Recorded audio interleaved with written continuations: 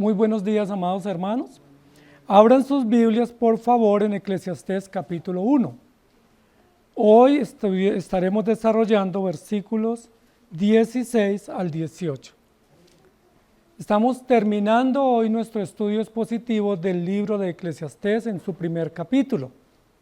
Recuerden que el libro de Eclesiastés tiene 13 capítulos y nosotros hemos estado desarrollando este libro paso a paso. Nuestro eslogan es: el mundo es vanidad y Cristo es la verdad. Recordemos, todo lo que el mundo nos ofrece, todo lo que nos propone, todo lo que nos regala o nos da, o para lo cual nos convence que le sigamos, todo es vanidad. Y hemos dicho que cuando Salomón habla de vanidad, no está hablando de vanidoso. Salomón está hablando de vapor. La palabra para vanidad en Eclesiastés es vapor. Sí, es como humo, y el humo tiene una característica, es que se desvanece. Entonces siempre que aparece la palabra vanidad en Eclesiastés significa humo, vapor, algo que se desvanece, se desaparece con facilidad. Entonces la vida es como vapor, ¿sí? O como humo, y todo lo que nos va a decir aquí una y otra vez es como humo, es decir, es efímero, es pasajero, no perdura. Y por eso el mundo es vanidad, es decir, se esfuma, se evapora con facilidad y no logra darnos cosas significativas y perdurables, y por eso no hay satisfacción debajo del sol. Los textos de esta mañana dicen así: hablé yo en mi corazón diciendo, he aquí yo me he engrandecido y he crecido en sabiduría sobre todos los que fueron antes de mí en Jerusalén, y mi corazón ha percibido mucha sabiduría y ciencia, y dediqué mi corazón a conocer la sabiduría y también a entender las locuras y los desvaríos. Conocí que aún esto era aflicción de espíritu, porque en la mucha sabiduría hay mucha molestia, y quien añade ciencia, añade dolor. Vamos a recapitular un poco porque hoy estamos terminando el estudio del capítulo primero. Recuerden que hemos dicho que el libro de Eclesiastés pudiera ser como una especie de investigación. Salomón funge como investigador y nos va a presentar unas teorías y unas preguntas investigativas y unas conclusiones a las cuales él llega. En cada capítulo el rey Salomón va a plantear unos temas distintos de investigación, ¿sí? Unos tópicos, ¿sí? Como unas áreas de la vida las cuales él quiere explorar, las cuales él va a indagar y en las cuales él va como a navegar para sacar conclusiones y luego darnos los resultados. En el capítulo primero, él nos planteó una pregunta investigativa. Recuerden que toda investigación formal o investigación de campo inicia con formular un problema de investigación. En el capítulo primero, la pregunta investigativa está en el versículo 3, que dice: ¿qué provecho tiene el hombre de todo su trabajo con que se afana debajo del sol? Ahí está la pregunta investigativa, esa es la pregunta o el problema que se tiene que resolver. ¿Qué provecho tiene o qué provecho hay de todo lo que el hombre se afana trabajando angustiadamente o desesperadamente o abnegadamente debajo del sol? Salomón dedicó todo el capítulo primero para responder y nos va a dar las conclusiones. Recuerden que dijimos que él desde el comienzo nos da la conclusión de toda la investigación, pero luego de forma particular nos va a dar las explicaciones. Como toda investigación requiere demostración, requiere comprensión y requiere también argumentación, Salomón nos va a presentar desde el versículo 4 hasta el versículo 11 toda la argumentación de campo, es decir, todo el marco teórico de la respuesta que él va a dar a la pregunta investigativa: ¿qué provecho tiene? Y para él responder a esa pregunta, argumenta con elementos de la naturaleza inicialmente, es decir, formula temas científicos, de conocimiento profundo, de teoría profunda para él poder responder. Habla de los ríos, ¿cierto? Y todo el circuito de los ríos, habla de todo el sistema de evaporación, habla de todo el tema de los vientos y los corrientes de los vientos, y habla también de la ruta del sol y los movimientos de la tierra. Todo eso es científico profundo, que luego recientemente se ha descubierto, pero Salomón lo dijo 1000 años antes de Cristo y lo dejó consignado con un profundo sustento de conocimiento. Salomón responde a la pregunta: ¿qué provecho tiene el hombre de todo lo que se afana bajo el sol? Analiza el río, analiza el viento y analiza el sol, y nos da conclusiones. Luego, después de haber hecho toda esa investigación de campo, ¿cierto?, de análisis de la tierra y análisis de la naturaleza, él pasa a exponer su propia experiencia. Recuerden que dijimos en la primera enseñanza sobre Eclesiastés que uno de los métodos que va a usar Eclesiastés, o el rey Salomón para su estudio de Eclesiastés, es lo que se conoce como un soliloquio. Y un soliloquio es hablar con uno mismo, es decir, es la persona que habla sola. Sí, eso es un soliloquio. ¿Sí? Cuando uno dice yo estoy casi soliloquio o me estoy soliloquiando, es que estoy hablando solo. Así le pasaba a Salomón, era tan sabio que nadie le igualaba en conocimiento. Él no tenía con quién compartir su conocimiento, que era tan vasto y tan profundo. De todas las regiones y rincones del mundo venían a visitarlo, a conocer su sabiduría, pero ninguno podía disputar con él, porque cualquiera que disputaba con él quedaba años luz del conocimiento de Salomón, porque Salomón tenía un conocimiento sin igual. Dice la Biblia que después de todos los hombres que han vivido sobre la tierra, no ha habido otro tan sabio como Salomón. Entonces Salomón terminó hablando consigo mismo, porque no tenía con quién hablar. Si él ponía un tema en la mesa, los que llegaban se quedaban cortos, entonces Salomón, ¿con quién se retroalimentaba? Consigo mismo. Y eso es lo que básicamente nos va a decir a partir del versículo 12 en adelante. Yo terminé hablando conmigo mismo, porque no había quien me igualara para poder dialogar o profundizar o analizar un tema. Posiblemente eso le pasa a muchos científicos o a muchos investigadores que tienen gran conocimiento. En el versículo que nos ocupa hoy, comienza diciendo en el 16, hablé yo en mi corazón. ¿Qué está haciendo Salomón? Hablando con él mismo, haciéndose preguntas y él mismo resolviéndoselas, sentándose con él mismo a hablar y planteándole unos retos de investigación a Salomón, y Salomón se los responde, ¿sí? Soliloquiando, es decir, hablando consigo mismo, ir llegando a más conocimiento. Eso le fue significativo a Salomón, pero le trajo graves conclusiones, ¿sí? Porque él, como era tan sabio, en su conocimiento tan profundo y en su análisis interior consigo mismo, llegó a conclusiones que termina el capítulo diciendo, añadió gran dolor. Esa es la nota final del capítulo 1. Y esa nota final, que es la última expresión del capítulo, termina siendo casi una nota fatal. Entre más estudio, entre más conozco, entre más pregunto, más dolor tengo. Esa es una nota muy fatal. Y ese es el título de nuestra enseñanza hoy. ¡Ay, qué dolor!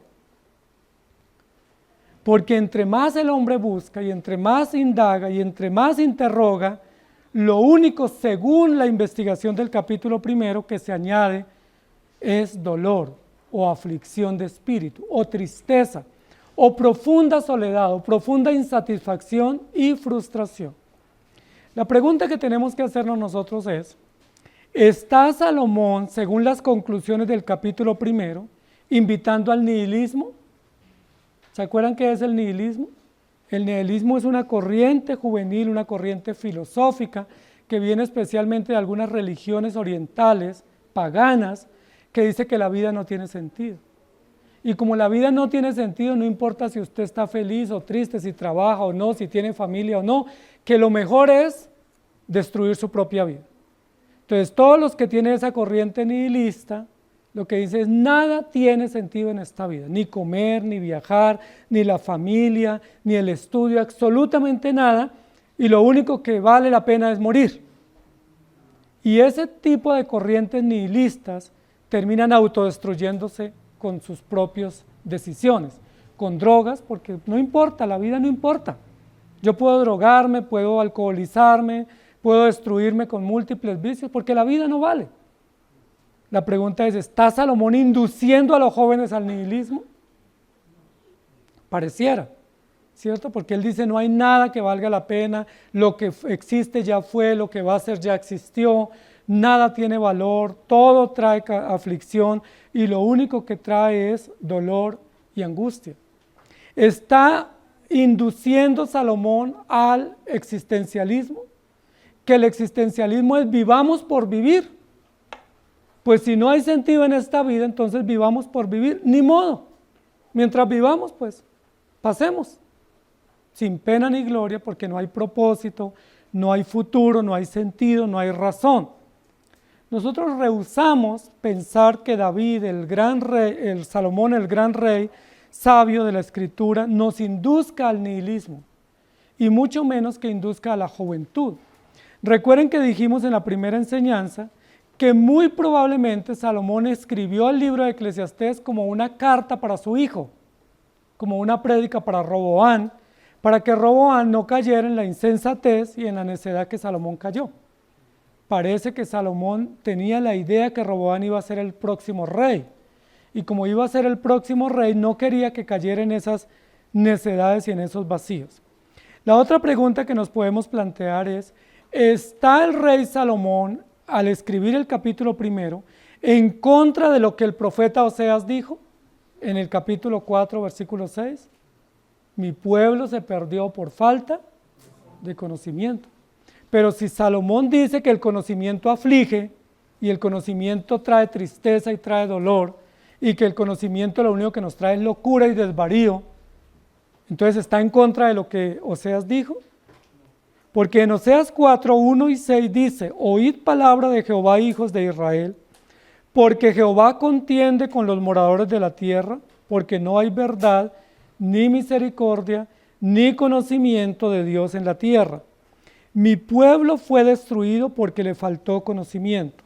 Por cuanto desechaste el conocimiento, yo te echaré del sacerdocio, porque olvidaste la ley de tu Dios, también yo me olvidaré de tus hijos.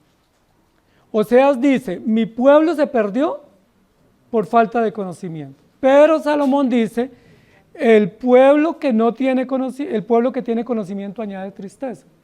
Entonces, la conclusión de Salomón sería, mejor no estudiemos. Y la conclusión de Oseas es, si no estudiamos y no conocemos, nos perdemos. Pareciera que están en contravía los dos escritores, y pareciera aquí que hay una aparente contradicción. Recuerden que esa aparente contradicción se solventa entendiendo que Salomón está haciendo una investigación y que dentro de la investigación de campo de Salomón, él recrea un escenario y una prueba de investigación. Y el escenario de Salomón es bajo el sol. Y la prueba investigativa es la vida acá, o la vida temporal. Es decir, bajo el sol, la vida temporal del hombre no tiene sentido si estudia o no estudia. De hecho, sería mejor no estudiar, porque entre más estudie, más loco se vuelve, ¿sí? Más insatisfecho vive y más frustrado vive porque se da cuenta que menos sabe. ¿Se acuerdan la famosa frase un poco simplista de Sócrates, que se le atribuye a Sócrates, ¿no? Solo sé que nada sé. Parece que es una paráfrasis del rey Salomón, pero se le atribuye a Sócrates, un filósofo griego. Solo sé que nada sé, pero era un gran pensador, era un gran aportante teórico. ¿Por qué él llegó a esa conclusión? Es básicamente lo que dice el rey Salomón. El hombre bajo el sol, entre más estudia, entre más indaga y entre más sabe, se da cuenta que menos sabe. Y si se da cuenta que menos sabe, eso lo enloquece, eso lo aflige, eso lo confronta terriblemente, porque él dice, he llevado toda mi vida estudiando y no logro resolver este asunto.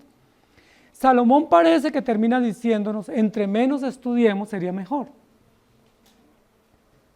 ¿Ustedes no se han dado cuenta que los campesinos viven a veces más felices que los intelectuales? Cuando uno va al campo, uno se da cuenta que los campesinos se levantan temprano, se van a trabajar, están cantando todo el día, escuchando música, y van a sus casas cansados pero felices. A veces el intelectual vive con más insatisfacción, ¿sí? Con más estrés, con más angustia, con más problemas. Pareciera que Salomón está planteando que el mucho conocimiento, en lugar de hacer bien, hace mal, porque distrae, confunde y aflige y causa dolor. Salomón termina planteando eso en su propio corazón. Hablé yo en mi corazón diciendo, hablé yo conmigo mismo para llegar a unas conclusiones.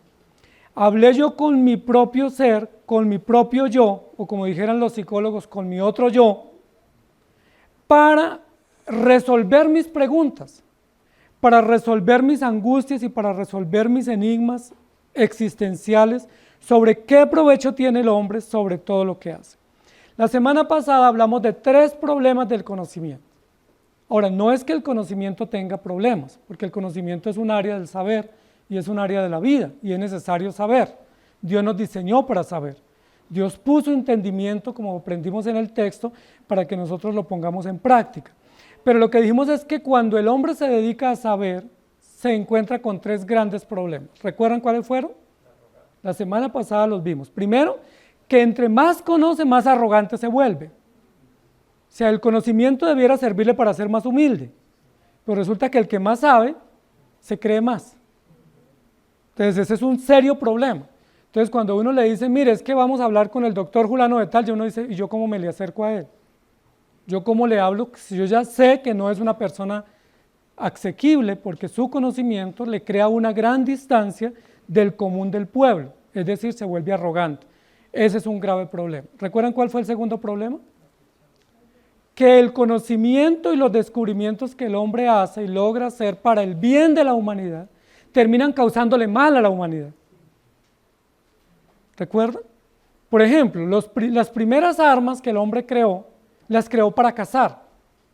Las espadas, las lanzas, las saetas, las creó para cazar, porque el hombre cazaba y para defenderse de fieras en el campo. Pero a medida que fue desarrollando mejores armas, ya no las usó para cazar. ¿Para qué las usó? Para matar. Nosotros estamos viviendo un serio problema en nuestro país y en nuestra ciudad de personas con armas que están asesinando en cualquier lugar, en cualquier esquina, y sin ninguna razón. ¿Por qué el hombre usa las armas que creó para su defensa o para cazar, las usa para matar a otro ser humano indefenso que no le está haciendo daño? Eso produce aflicción y dolor. Dijimos que muchos de los descubrimientos médicos han sido usados para destruir. Todos los procedimientos hoy en tema del aborto, eutanasia, de transformación de género, todos esos es con descubrimiento y medicina creada para mitigar dolor o para ayudar a combatir enfermedades severas. Y ahora se usan para destruir o causar mayor dolor. ¿Y recuerdan cuál es el tercer problema? Que el investigador o el teórico, con todo ese conocimiento que tiene, no le sirve para cambiar su propia vida. Tiene tanto conocimiento, pero no sabe cómo salir del alcoholismo, no sabe cómo salir de la droga, no sabe cómo vencer su mal genio, no sabe cómo vencer su infidelidad, no sabe cómo ayudar a sus hijos en la rebeldía, pero sí tiene mucho conocimiento. Esos son 3 problemas enormes que el hombre tiene frente al conocimiento. Por eso el rey Salomón termina en el capítulo 1 diciendo, ¡ay, qué dolor! Porque entre más el hombre sabe, añade más dolor. Y hoy vamos a añadir otros problemas más que el hombre tiene con el conocimiento. Hablé yo en mi corazón diciendo, he aquí yo me he engrandecido, y he crecido en sabiduría sobre todos los que fueron antes de mí en Jerusalén. ¿Cómo les parece el análisis humilde del rey Salomón? Hablando con él mismo, ¿qué tal con los demás? Si eso es él en su laboratorio, en su oficina, habla con él mismo y dice, mire, yo me senté a hablar conmigo mismo y la conclusión que saqué es que yo soy el más grande de todos.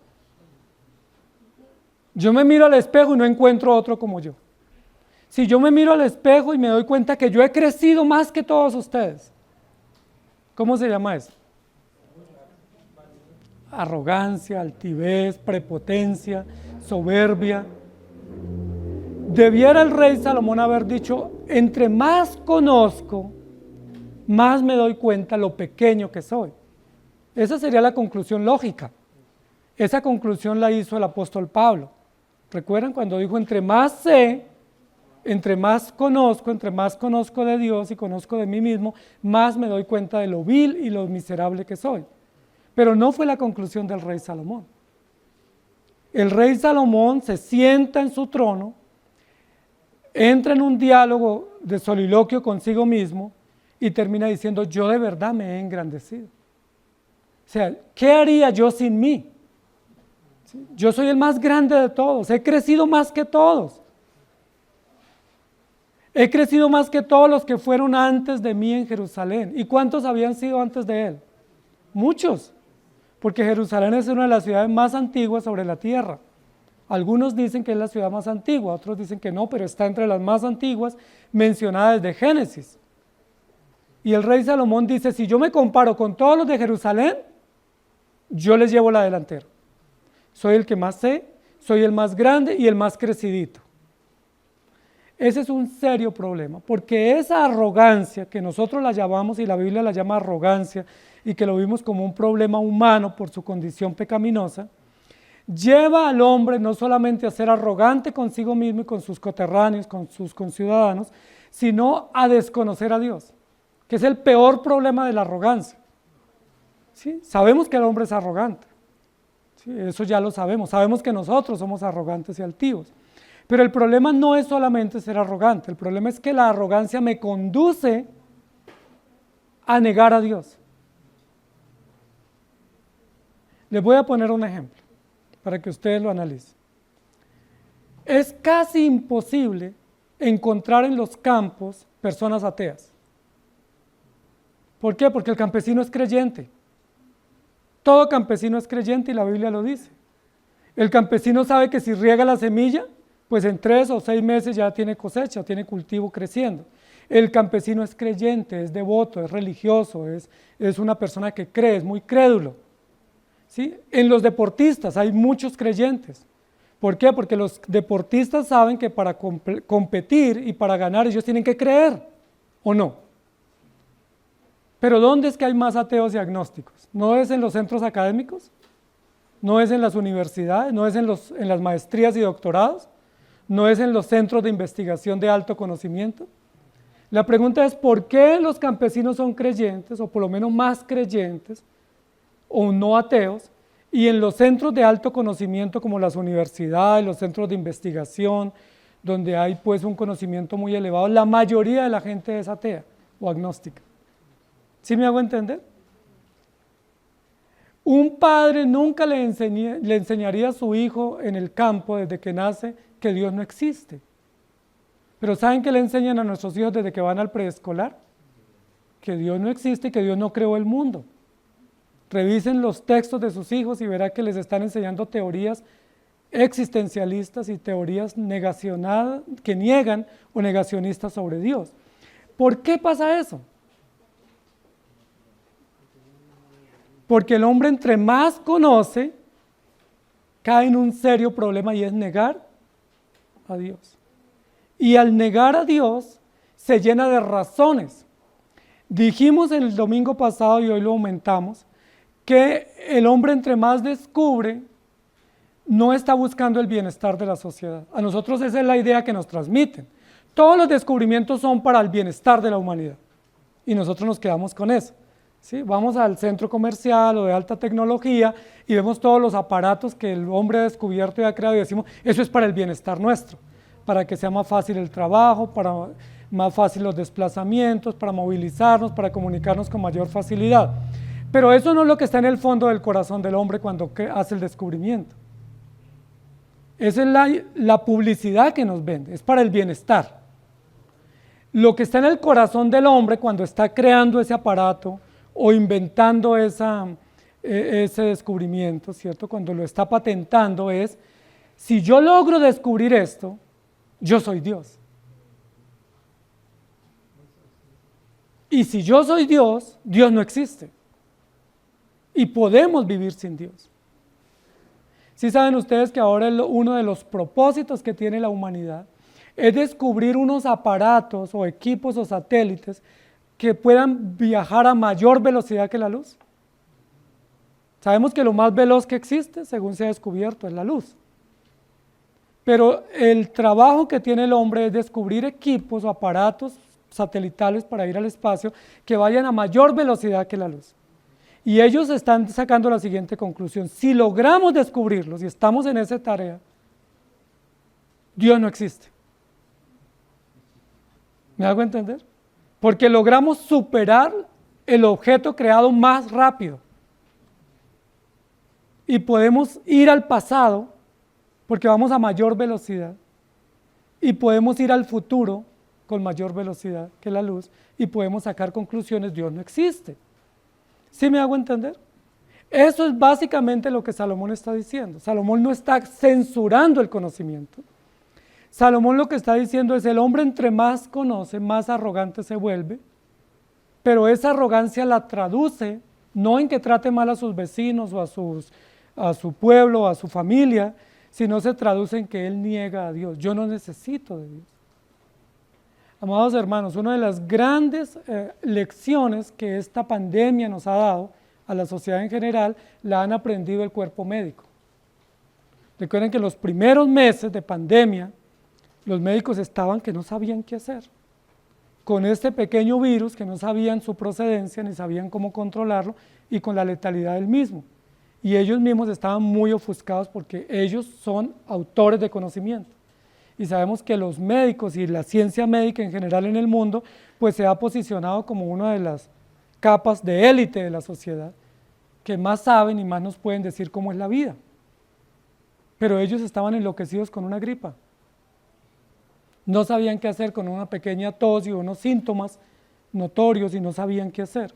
Salomón lo que está diciendo es: ¿qué sentido tiene que el hombre sepa más y si entre más sabe se vuelve ateo? Y eso lo debiéramos considerar nosotros, amados hermanos, porque yo creo que la mayoría de los que tenemos hijos, ¿qué es lo que soñamos para nuestros hijos en su futuro inmediato? No, como civiles, como ciudadanos. ¿Qué es lo que queremos? Que sean profesionales. Sí, eso es lo que nosotros queremos. Y preguntémosle a los padres solamente: ¿qué quiere usted de sus hijos? No, yo quiero que mi hijo sea profesional, que vaya a la universidad, que haga especialización, que tenga doctorado y que sea exitoso. Ahora, no estamos diciendo que eso es malo. Eso es bueno si se puede, ¿sí?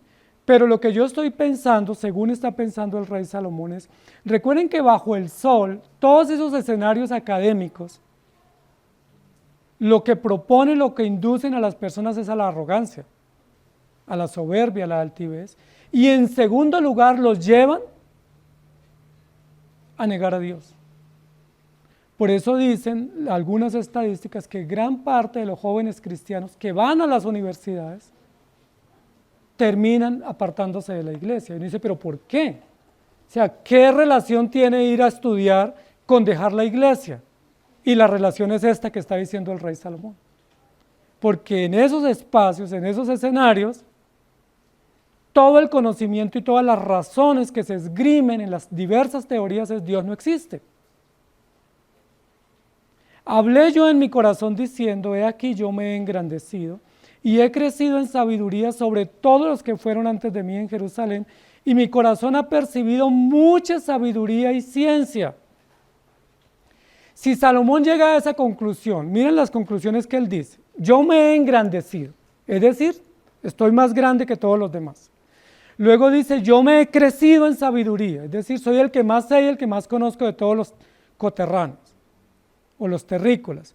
Y luego después dice: no hay otro de mis antepasados, es decir, ni en esta época, ni en la época pasada hay otro que me iguale en conocimiento. No tengo con quién hablar de mi conocimiento. Tengo que hablar conmigo mismo. ¿Cuál es la conclusión implícita que Salomón está diciendo? Yo no necesito de Dios. Es decir, no necesito ni siquiera de los demás, porque puedo hablar conmigo mismo. ¿Me hago entender lo absurdo de la conclusión de Salomón? Salomón lo que está diciendo es: el hombre que se dedica al conocimiento bajo el sol y que pone el conocimiento por encima y las teorías y los argumentos por encima, termina creyéndose más que los demás, que no necesita de los demás y mucho menos necesita de Dios. Y eso es una locura increíblemente terrible que trae dolor y consecuencias a esa persona y a la sociedad. ¿Se acuerdan, amados hermanos, que en algunas épocas anteriores, en la época de la Ilustración, en el siglo de oro, siglo XVI, XVII, XVIII, hubo gran desarrollo de tecnología y de ciencia y de arte, pero gran parte de ese conocimiento se hizo con temor a Dios? Recuerden que la mayoría del arte y las pinturas y la música de ese momento fue religiosa. ¿Por qué? Porque se hizo basada en principios de fe y principios de religión. Pero recuerden que en el siglo XIX finales y siglo XX, que lo llaman la posmodernidad y siglo XXI, ¿cierto? Ya ni siquiera la modernidad, sino la posmodernidad. Lo que están haciendo la mayoría de las naciones del mundo es sacar a Dios de los colegios, sacar la Biblia de las universidades y sacar la Biblia de Dios de los estrados judiciales y de los parlamentos. Eso no es extraño en el mundo entero. La mayoría de los países hoy en día están haciendo grandes campañas para que se saque a Dios los que ya no lo han sacado. Entonces fíjense que nuestros hijos está prohibido que la Biblia se lea en el colegio. En colegios públicos está prohibido en Colombia leer la Biblia. ¿Sabían eso? Está prohibido hablar de Cristo y de Dios en colegios públicos en Colombia. Eso ya está prohibido. ¿Por qué? Porque Colombia no es un país religioso, sino que es un país laico. ¿Y laico qué significa? Que cada uno cree lo que quiera. Entonces a nosotros nos dan cátedra de sexualidad porque sacaron la cátedra de religión e incluyeron una de sexualidad. Pero no se permite hablar de Dios en el colegio. Si usted va a un colegio público y dice, mi hijo quiero que le hablen de las cosas de Dios, inmediatamente le dicen que tiene que sacarlo, porque según la Constitución y según los reglamentos, no puede estar. Entonces, igual en los parlamentos no se puede hablar de Dios, no se puede invocar a Dios. En años anteriores nuestros gobernantes juraban poniendo la mano sobre la Biblia, hasta hace 30, 40 años. Ahora no se puede hacer porque está prohibido, y a eso le apuestan todas las naciones del mundo. Es decir, la posmodernidad significa vivamos sin Dios. Vivamos sin Dios. Porque ya tenemos todos los medios para vivir sin Dios. Buenos sistemas de comunicación, tecnología de punta, conocimiento desarrollado. Ya estamos preparados para vivir sin Dios. Ya podemos vivir sin Dios. ¿Y qué es lo que dice Salomón? ¡Ay, qué dolor! Que una sociedad que se precia de ser inteligente termina siendo la sociedad más necia y más loca, que lo único que trae es dolor para sí mismo y para su familia. Estamos en una discusión justo en esta semana sobre eutanasia en este país. Y ustedes se dan cuenta que es tendencia en las redes a favor de la eutanasia. Y dice, ¿por qué la sociedad está a favor de la eutanasia? ¿Por qué la sociedad está a favor del aborto? ¿Por qué la sociedad está a favor de las tendencias homosexuales y las tendencias de transgenerismo y todas esas tendencias que han surgido en la sociedad? ¿Por qué los parlamentos invierten gran cantidad de dinero y las naciones para legislar a favor de todas esas tendencias nocivas y dañinas? ¿Por qué? Porque el hombre se llenó de conocimiento. Y entre más conoce, más se aleja de Dios. La pregunta es, y lo digo con toda seriedad, ¿tiene sentido, amados hermanos, que nuestros hijos o los que están jóvenes se dediquen de manera esforzada por tanto conocimiento, si ese conocimiento implícito trae trampas? O sea, ¿tiene sentido que nosotros induzcamos a nuestros hijos a excesivo conocimiento que posiblemente les dé mejor estatus de vida y mejor solvencia económica, pero que de pronto en el mismo sentido les llena de arrogancia y de indiferencia hacia las cosas de Dios? Esa es la gran preocupación de Salomón al final de sus días, porque Salomón lo experimentó, y Salomón no quiere que Roboam caiga en lo mismo. Pues recuerden que Roboam cayó en lo mismo. Aunque Salomón no quería y posiblemente le dejó este escrito, Roboam cayó en lo mismo. Recuerden que en Roboam fue que el reino se dividió. Y recuerden que cuando Roboam pidió consejo, no quiso escuchar el consejo de los viejos, entre ellos su papá, que era un viejo, sino que escuchó y siguió por el consejo de los jóvenes, ¿sí? Sus pares, sus iguales. Entonces, amados hermanos, Salomón termina diciendo, yo soy el más grande, yo puedo vivir sin Dios. Yo he crecido y tengo tanto conocimiento y mi corazón ha percibido mucha sabiduría y ciencia. Y entre más conozco, me doy cuenta que puedo vivir sin. Recuerden que dentro de los avances que la ciencia está teniendo, ahora dicen que pueden ahora crear seres, ¿cierto? Y congelarlos y dejarlos por centenares de años estáticos o congelados o en coma, o en un aparente coma y luego despertarlos en el futuro. Una cantidad de avances que uno se sorprende, pero que todos esos avances lo que muestra es que el hombre entre más conocimiento tiene, dice yo no necesito de Dios. En el versículo 17 dice, y dediqué mi corazón a conocer la sabiduría y también a entender las locuras y desvaríos, y conocí que aún esto era aflicción de espíritu. Miren lo que dice Primera de Reyes 3, 9 al 10. Da pues a tu siervo corazón entendido para juzgar a tu pueblo y para discernir entre lo bueno y lo malo, porque ¿quién podrá gobernar tu pueblo tan grande? Y agradó delante del Señor que Salomón pidiese esto. Si Salomón se hubiera mantenido en esta línea de humildad, porque lo que la Biblia nos dice es que cuando Salomón era joven, si era jovencito, príncipe, aspirante al trono, candidato al trono, Dios le dijo que pidiera lo que quisiera y el rey o el joven Salomón pidió sabiduría. ¿Qué diríamos nosotros de ese joven? Fabuloso, excepcional joven, ¿cierto? Pero a medida que tuvo sabiduría y se llenó de fama y se llenó de grandeza, ¿qué fue lo que logró hacer? Envanecerse y apartarse de Dios. Nosotros a veces cuando tenemos hijos pequeños, nos llenamos de mucha alegría y de satisfacción cuando ellos dicen las primeras preguntas del catecismo y recitan sus primeros versículos. Pero si no trabajamos consistentemente y no les dirigimos consistentemente, muy probablemente a medida que crecen se van a llenar de indiferencia hacia las cosas del Señor. Y Salomón llegó a lo que dice Romanos capítulo 1, versículo 21 al 23. Pues habiendo conocido a Dios, no le glorificaron como a Dios, ni le dieron gracias, sino que se envanecieron en sus razonamientos, y su necio corazón fue entenebrecido. Profesando ser sabios, se hicieron necios y cambiaron la gloria de Dios incorruptible en semejanza de imagen de hombre corruptible, de aves, de cuadrúpedos y de reptiles. Mire que Romanos nos da este diagnóstico del cual está concluyendo Salomón. Romanos dice, se envanecieron en sus propios conocimientos.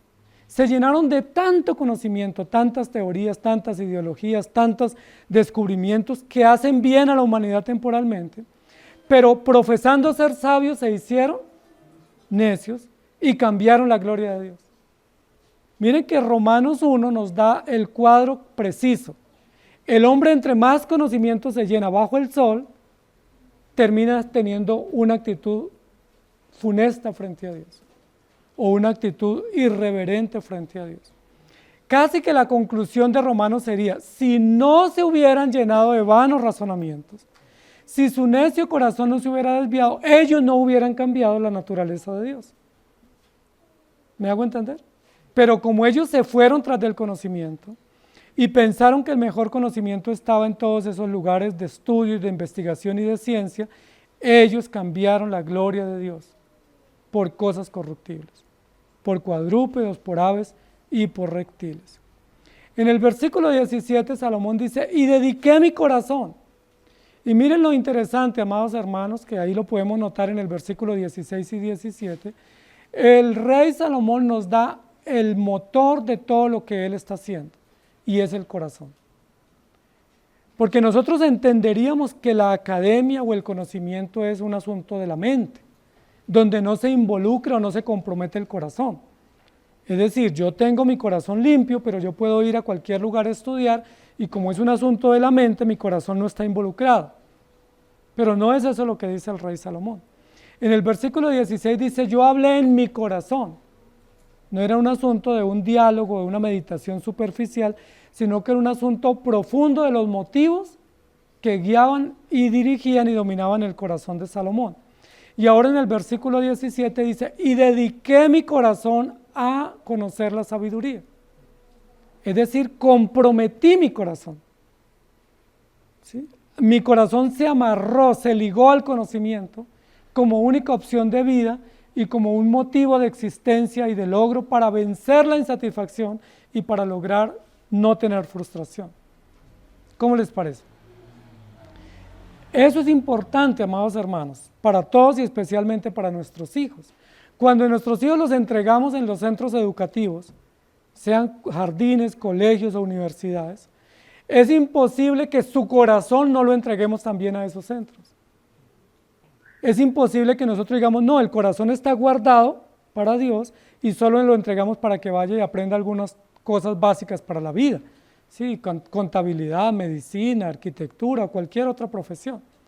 No, es imposible porque en el momento en que los entregamos a esos lugares, estamos también de una u otra manera arriesgando lo que hay en el corazón de ellos.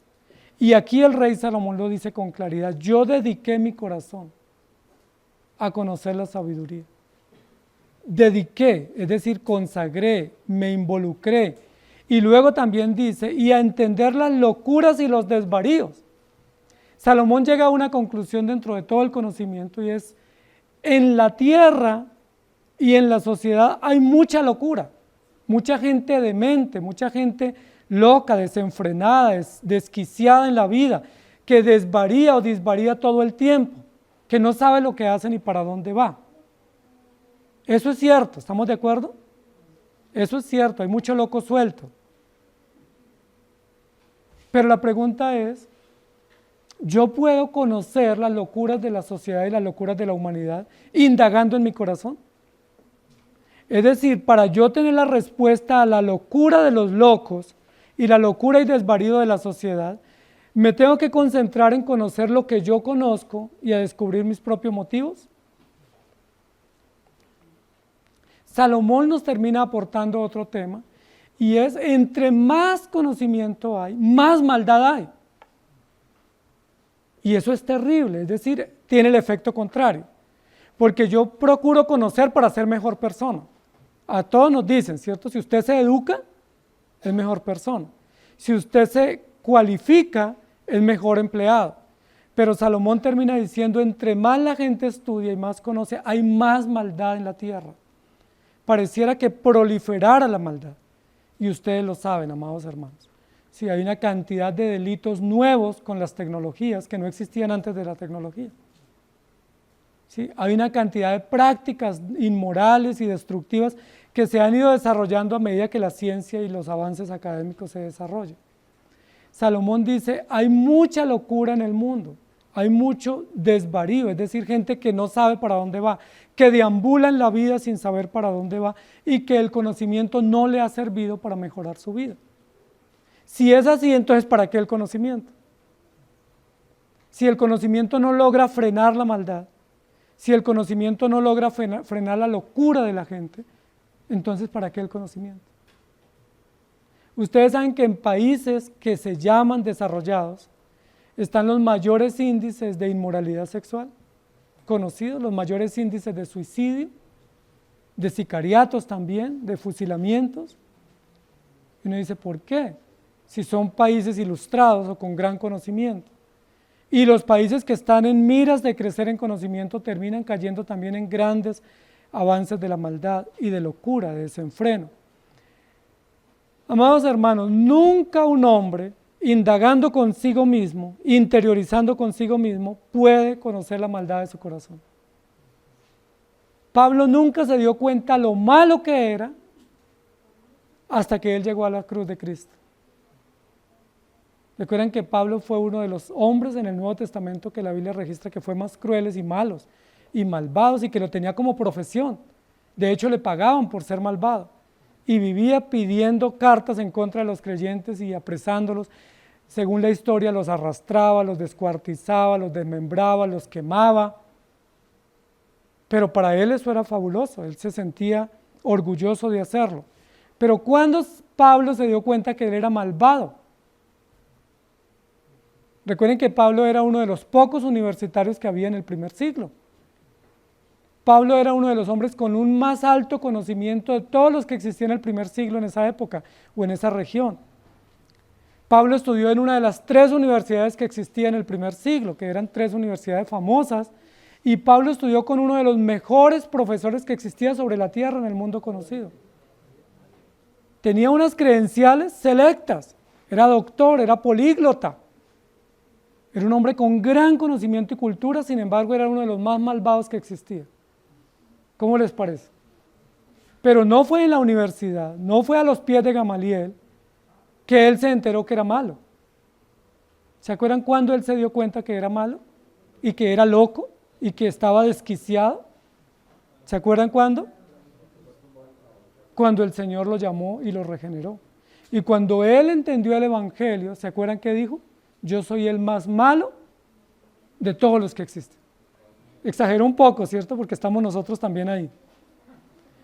Pero Pablo terminó diciendo, yo me doy cuenta que soy el más vil y menospreciado. Pero noten el círculo de análisis, porque Pablo lo entendió no en la universidad, sino que lo entendió a los pies del Señor. La pregunta es, ¿dónde nuestros hijos van a entender que son malos, que son pecadores, que son insignificantes y que necesitan la gracia del Evangelio? No lo van a entender en la universidad, no lo van a entender en una especialización, no lo van a entender en su círculo de trabajo. Nunca lo van a entender porque los círculos de trabajo hablan de empoderamiento. Entonces uno cada vez se empodera, que sería básicamente la conclusión de Salomón. Cuando aquí Salomón dice, aquí yo me he engrandecido, ¿cómo lo dirían hoy? Me empoderé. ¿Sí? Hoy en día las mujeres se empoderan, entonces no se dejan del marido, abandonan los hijos, dejan el hogar, no se hacen cargo de nadie porque se empoderaron. Y si nuestros jóvenes se empoderan, ¿qué hacen? Lo mismo, abandonan la iglesia, abandonan el trabajo, no respetan a nadie. Eso es lo que está diciendo Salomón. Pero lo que Pablo nos aporta es a los pies del Señor que aprendemos el conocimiento verdadero. Es sentándonos a los pies del Maestro que nosotros entendemos nuestras locuras y entendemos nuestra necedad y nos corregimos. Porque el hombre con conocimiento ignora que es malo. Vaya, dígale a un académico que es malo y verá que lo insulta. Es un insulto para él que usted le diga que él es malo, que es malvado. ¿Por qué? Porque él se cree el mejor, porque tiene títulos y porque tiene reconocimiento y respaldo. Sin embargo, la Biblia dice que es malo y Salomón lo dice acá. Yo me dediqué a conocer la sabiduría y a entender las locuras y los desvaríos. Dice la Biblia que Salomón cometió muchas locuras y la Biblia lo registra, no omite las locuras que cometió Salomón. ¿Se acuerdan cuáles locuras cometió? Se volvió coleccionista de yeguas, y yeguas humanas. Se volvió coleccionista de caballos. Se volvió un hombre afamado que lo único que quería era mostrar su poder y su riqueza y su grandeza. Dice la Biblia que se enloqueció y se dedicó a todo tipo de placeres, lujurias y desenfreno que existe sobre la tierra y tenía dinero y con dinero se puede lograr mucho. ¿Sí? Porque hay muchas locuras que uno no hace por falta de dinero. Pero él tenía todo el dinero del mundo. Tenemos que reconocerlo, por eso todos quieren ganarse el baloto y ganarse la lotería. Dicen que es para traer el diezmo a la iglesia, pero yo lo pongo en duda. La mayoría se quiere ganar el baloto, es para cometer locuras.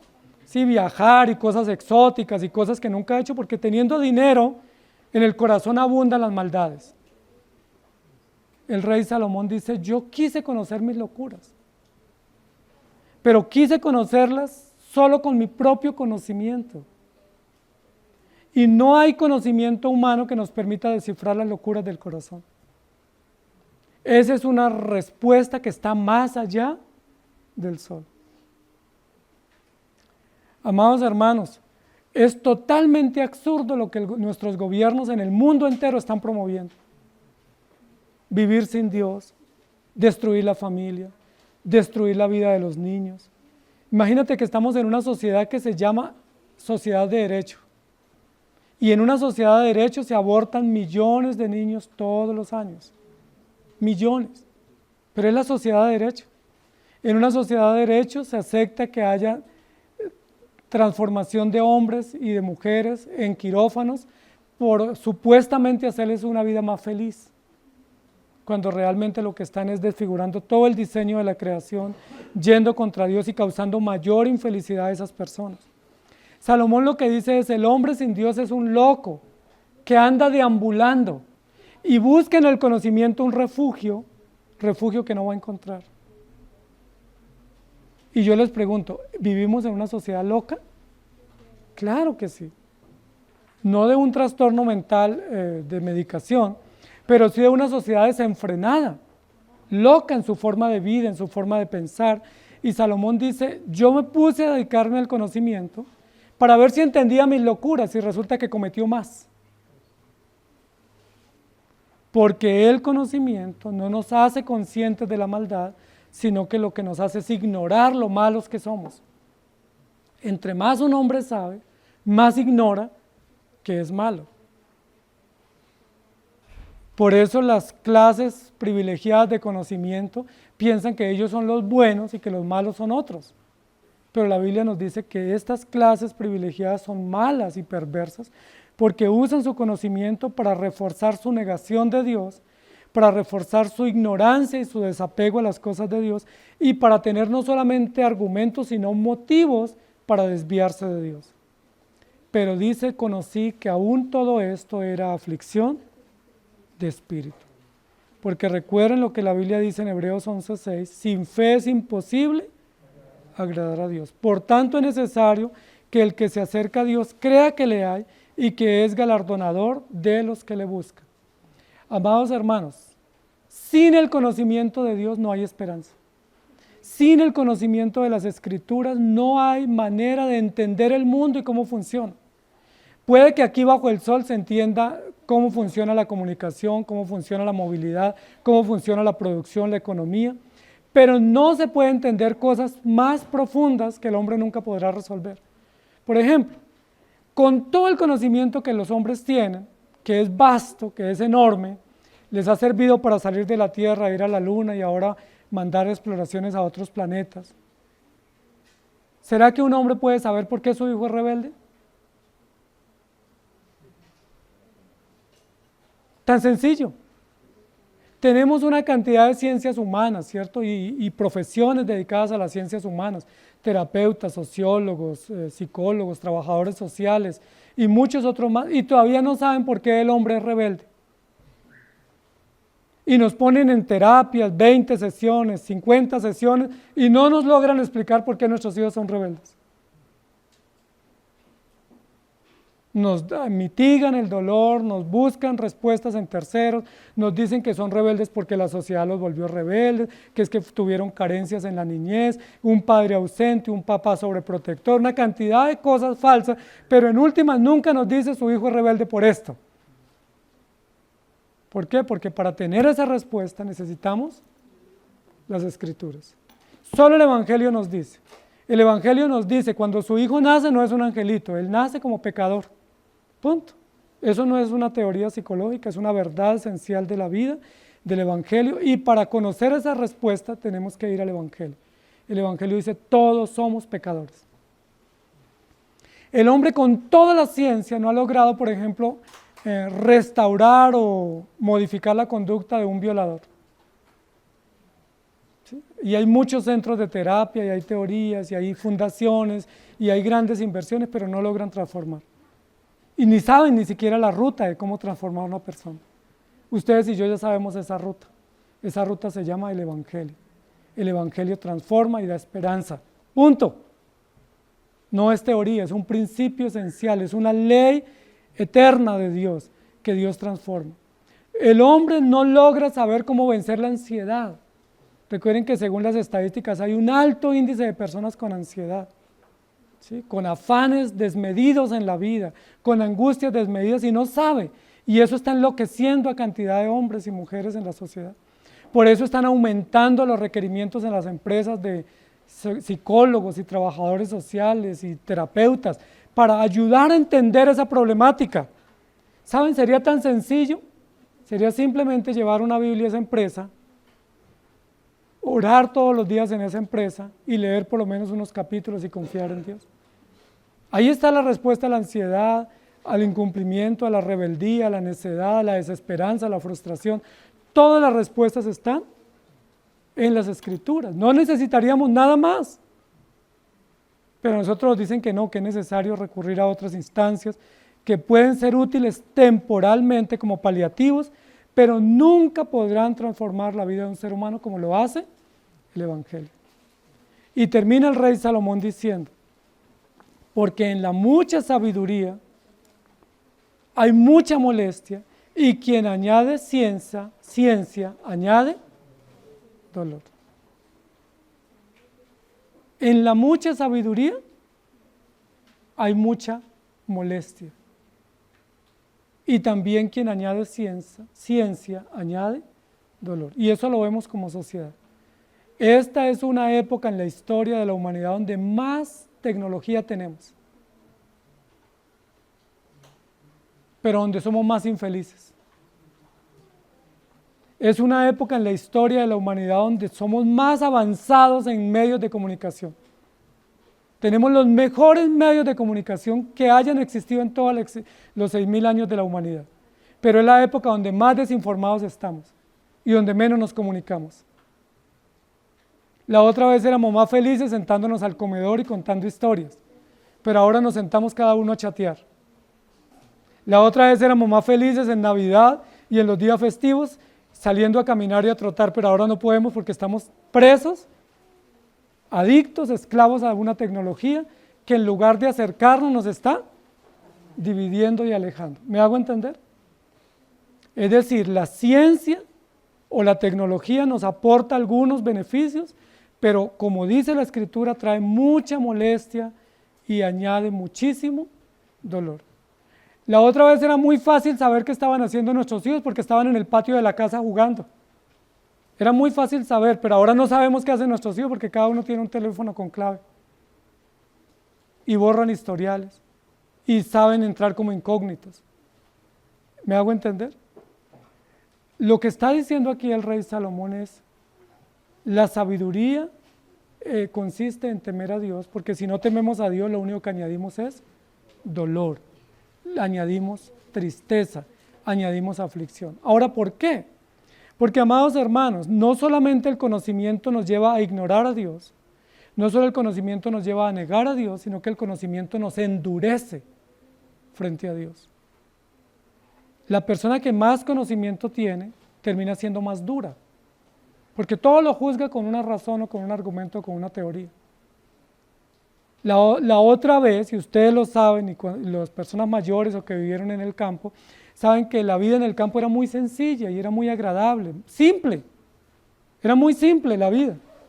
Ahora es tan compleja, tan difícil. La otra vez nosotros podíamos vivir con poco, ahora no podemos vivir con poco somos miserables porque necesitamos mucho dinero, mucha tecnología, muchos recursos para poder medianamente vivir.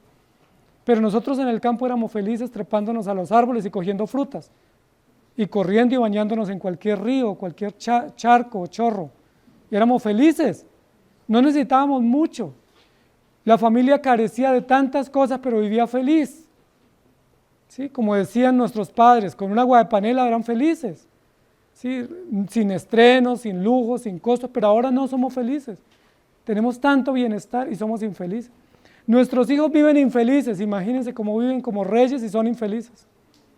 Yo escucho a mis hijos diciendo, ay, pero es que la vida es tan difícil. Y yo no le veo la dificultad a la vida que ellos tienen. ¿Sí? Pero para ellos es una vida tan difícil levantarse y tener todo a su disposición. Pero así somos, amados hermanos, y eso es lo que dice Salomón. Salomón termina diciendo, si el conocimiento nos diera felicidad, apostémosle al conocimiento. Si el conocimiento nos acercara a Dios, apostémosle al conocimiento. Si el conocimiento nos diera conciencia de nuestras locuras y necedad, apostémosle al conocimiento. Si el conocimiento reduce el nivel de dolor y de angustia, apostémosle al conocimiento. Pero termina diciendo todo lo contrario. El conocimiento me llena de más arrogancia. El conocimiento me llena de más necedad. El conocimiento me llena de más insatisfacción y el conocimiento me trae más dolor. Entonces, ¿cuál es la conclusión de la obra de Salomón en el capítulo 1? ¿Cuál es la respuesta a la pregunta investigativa del versículo 3? ¿Qué provecho tiene el hombre de todo el trabajo con que se afana debajo del sol? ¿Qué provecho tiene? Si a la final añade arrogancia para sí mismo, añade indiferencia para con Dios y suma dolor para él y para su familia. ¿Tiene sentido? Esclavizarnos del trabajo, esclavizarnos para que nuestros hijos sean doctores o sean académicos, si en últimas eso no les trae mayor bien, posiblemente ganan un poco de dinero, posiblemente tiene una estabilidad económica buena, valiosa, pero en últimas, si les llena de más arrogancia, de indiferencia para con Dios y trae dolor para sus vidas y su familia, no les hicimos un bien, les hicimos un mal. Al menos, que es la conclusión final de la investigación, al menos que el temor de Dios gobierne sus corazones. Y viene a mi mente el caso de Daniel. Daniel fue llevado cautivo siendo un jovencito, no se sabe exactamente qué edad tenía, pero algunos dicen que 15, 17 años quizás tenía Daniel, y Daniel era una de las jóvenes promesas para Israel. Era uno de los jóvenes más inteligentes que había en Judá, pero tenía el temor de Dios sembrado en su corazón. ¿Y recuerdan qué pasó cuando Daniel estuvo en Babilonia? Que fue tentado a que se rindiera a las prácticas babilónicas. Dice la Biblia, y Daniel propuso en su corazón no contaminarse con la comida del rey. ¿Se acuerda cuántas veces oraba Daniel? Pero no estaba el papá que le recordaba que orara. No estaba el sacerdote que lo invitaba a la reunión en la sinagoga o en el templo. Daniel estaba viviendo en el extranjero exiliado. Era un jovencito, pero dice la Biblia que oraba 3 veces al día. Consultaba las escrituras, no le daba temor decir que era cristiano y no se contaminó con la comida del rey. Si así son nuestros hijos, amados hermanos, así sí que adquieran conocimiento. ¿Me hago entender? Porque ese conocimiento les servirá para la gloria de Dios, para el bien de muchos, no añadirá dolor, sino esperanza y bendición. Daniel fue uno de los más grandes estadistas que existió en la tierra en todos los tiempos. Fue asesor de 5 emperadores en Babilonia. Un hombre excelente, con un conocimiento y una ecuanimidad, pero él tenía el temor de Dios. Amados hermanos, preocupémonos más por nuestros hijos, por las cosas de Dios, que por las cosas del mundo. Preocupémonos más por invertir en su conocimiento cristiano, más que por su conocimiento académico. Preocupémonos más por llevarlos a la iglesia y que se instruyan y conozcan y aprendan, más que por mandarlos a la universidad. Y no lo digo yo, lo dice el rey Salomón, lo dice el Espíritu Santo, inspirando al rey Salomón. Porque ¿qué provecho tiene si ganamos todo el mundo y perdemos nuestra alma? ¿Qué sentido si nuestros hijos son millonarios o tienen una economía estable, pero son incrédulos? O sea, ¿qué les hicimos? ¿Qué bien le hicimos? Yo me culparía como padre si yo contribuí para ese resultado y al final del día mis hijos no se congregan, niegan a Dios y son ateos o son incrédulos. Yo me sentiría profundamente defraudado y culpable conmigo mismo porque prefiero que mis hijos sean tontos y no inteligentes para el mundo, pero como dice el rey y dice la escritura, sabios para con Dios. Amados hermanos, que el Señor nos ayude. Mire lo que dice 1 Corintios 10, 23 y 24. Todo me es lícito, pero no todo conviene. Todo me es lícito, pero no todo edifica. Ninguno busque su propio bien, sino el del otro. Y Salmo 127, 1. Si Jehová no edificare la casa, en vano trabajan los que la edifican. Si Jehová no guardare la ciudad, en vano vela la guarda. ¿Saben cuál es la herencia que debemos dejarle a nuestros hijos? El Evangelio. A nosotros nos han dicho que la herencia que le damos a nuestros hijos es el estudio. Eso piensan los que miran bajo el sol.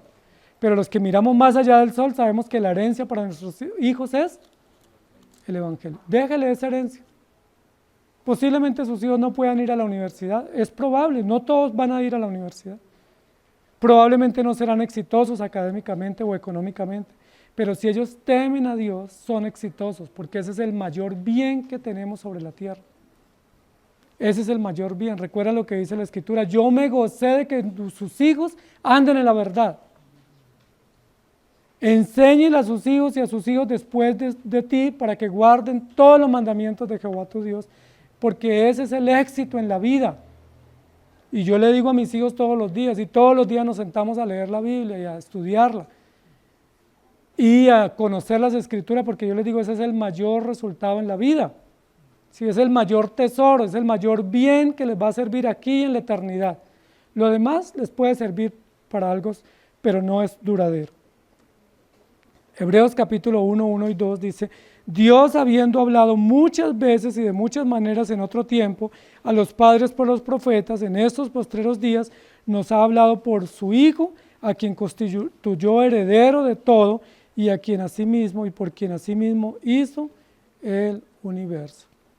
Y tengamos esto como enseñanza. Efesios 5, 15 al 17. Mirad pues con diligencia cómo andéis, no como necios, sino como sabios, aprovechando bien el tiempo, porque los días son malos. Por tanto, no seáis insensatos, sino entendidos de cuál sea la voluntad del Señor. Miren la lógica del pensamiento de Salomón, que lo analiza de forma práctica. El hombre se pone a conocer, y entre más conoce se da cuenta que menos sabe y que quiere conocer más. Eso es sentido común, ¿estamos de acuerdo? Pero también se da cuenta que quiere conocer más. Y cuando comienza a tener mayor conocimiento o mayor economía, porque logró construir una mejor economía, se da cuenta que se está volviendo viejo. Y cuando se está dando cuenta que se está volviendo viejo, quiere evitar envejecer, pero no puede y termina muriendo. ¿Me hago entender? Es decir, se esforzó por estudiar o por tener dinero. Cuando comenzó a tener mejor estabilidad económica, se dio cuenta que estaba viejo y que ya no puede disfrutar el dinero que tenía o el conocimiento que tenía y que lo único que le espera es la muerte. Recuerden que según Eclesiastés hay dos cosas seguras: la muerte y el juicio de Dios. Nos preparamos para vivir, nos preparamos para dejar a otros herencia, para acumular, pero no nos preparamos ni para morir ni para el juicio de Dios. Salomón lo va a llamar necedad, aflicción de espíritu, porque eso es vano. ¿No sería mejor, sabiendo que eso es seguro, sabiendo que tengo dos cosas seguras y que el tiempo pasa velozmente, ¿sí? Que el tiempo vuela y que rápidamente morimos, ¿no sería mejor dedicarnos a esas dos cosas seguras? Tanto para nosotros y para nuestros hijos, prepararles para morir y prepararles para el juicio final. Pero nosotros, ¿qué decimos? No, prepárese para la vida, para que acumule, para que ahorre, para que sea exitoso, y nunca le decimos que va a morir y que tiene que enfrentar el juicio de Dios. ¿Eso cómo lo llama Salomón? Necedad. Y según este capítulo, ¡ay, qué dolor para aquellos que acumulan conocimiento, que acumulan bienes, que se esfuerzan sin provecho y que no se preparan para morir y para el juicio de Dios! Que Dios nos ayude. Amado Señor, gracias te damos por tu palabra, porque nosotros, teniendo también un corazón desviado y unas actitudes locas y necias, tú nos estás protegiendo a través del Evangelio. Y quieras tú usar estas enseñanzas de la palabra para corregirnos, para sembrar conciencia profunda en nuestro ser de lo que estamos haciendo con nuestra vida y con la vida de nuestros hijos. Gracias por darnos una iglesia y porque a través de la iglesia nos instruyes para la muerte y para el juicio. Prepáranos para aprovechar bien el tiempo, para cuidar de nuestros hijos, para que cuidemos ese tesoro precioso del corazón de nuestros hijos y no les entreguemos al mundo, sino que les preservemos del mal. Para que la mayor inversión que hagamos por ellos en la semana y en su vida sea invertir en las cosas de Dios y no en las cosas de este mundo. Que ellos valoren más la iglesia, la fe y el evangelio que cualquier otra cosa sobre este mundo. Si ellos tienen que quedar huérfanos o tienen que salir pronto de casa e independizarse, o van a las universidades o a los centros de conocimiento o a sus entornos de trabajo, que ellos te respeten a ti, te pongan a ti por sobre todas las cosas, porque lo han aprendido por el evangelio. Y que no sea de los que llegan a la universidad y se olvidan de ti, o que salen a su primer trabajo y se apartan de la iglesia. Guarda a nuestros hijos porque son tan frágiles, su corazón está inclinado al mal igual que el nuestro. Y guárdanos a nosotros como padres, como ancianos, como mayores, para tener la sabiduría y el cuidado de inducir a nuestros hijos adecuadamente, instruirlos por el camino del bien y no abrirles puertas que luego serán trampas para su alma. Ayúdales, guárdales y a todos danos la sabiduría para que evitemos este dolor y no acumulemos dolor y frustración, sino esperanza y consuelo a través del evangelio. Gracias te damos, amado Señor, en Cristo Jesús. Amén. Que el Señor les bendiga, querida iglesia.